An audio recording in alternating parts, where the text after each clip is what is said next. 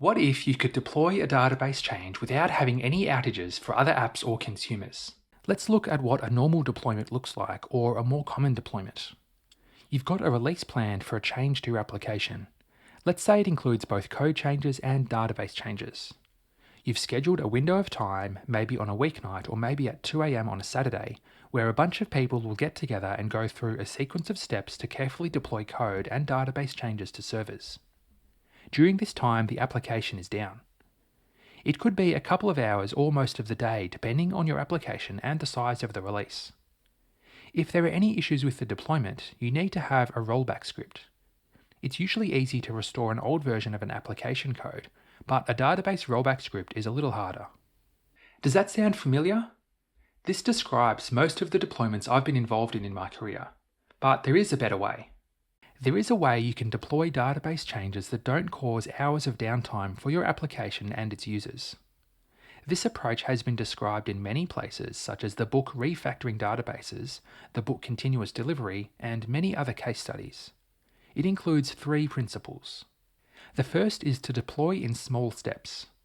You might be used to deploying your entire database change in one deployment, but as we've seen, it can be risky and time-consuming. It's more effective and safer to deploy in smaller steps. This has been described in a great book I've read called Refactoring Databases, and one of the concepts is called expand and contract. Essentially, this means you make a series of small deployments. The first deployments will expand your database to allow for the change but still supporting the existing approach. I'll show you an example of this soon.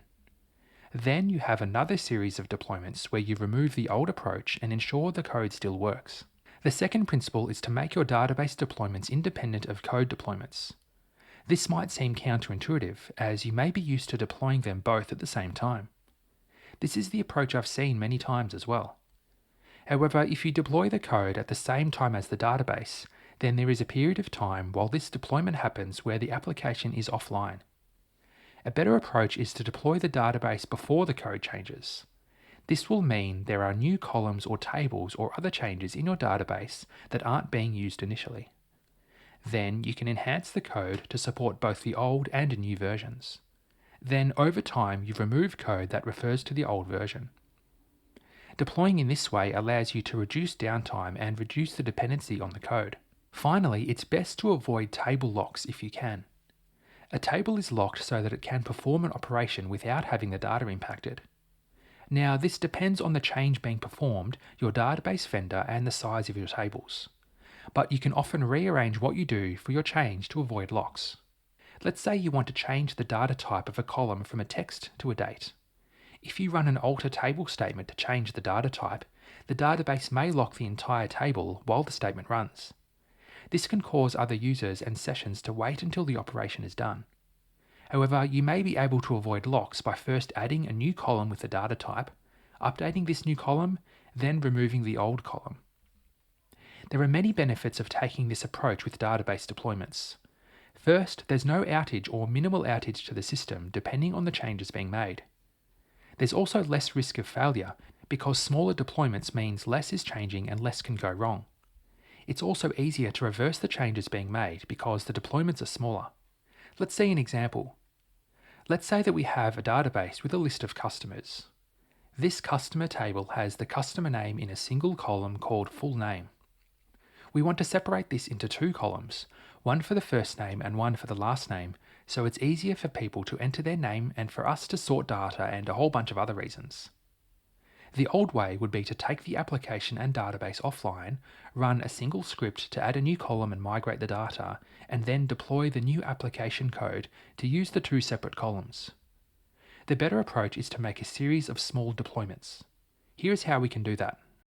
First, we add 2 new columns to the table, one for the first name and one for the last name. We don't make any changes to the application code.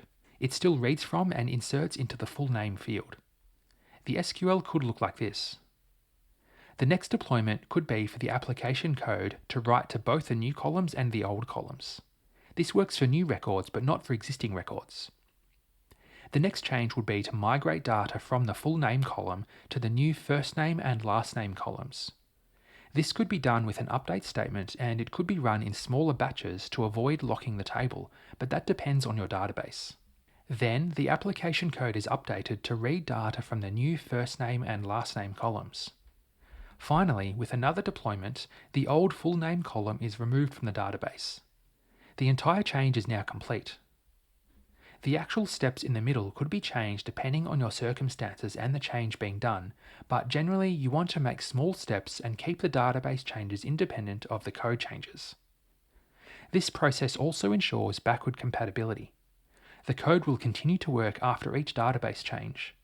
There's no need for an outage window for large-scale database changes like with the old way of deployment.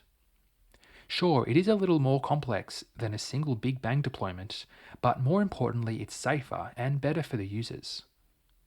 If you're interested in the concept of deploying databases, you'll want to watch this video next, where I demonstrate how to set up Flyway, a common tool for making database changes and deployments. Thanks for watching.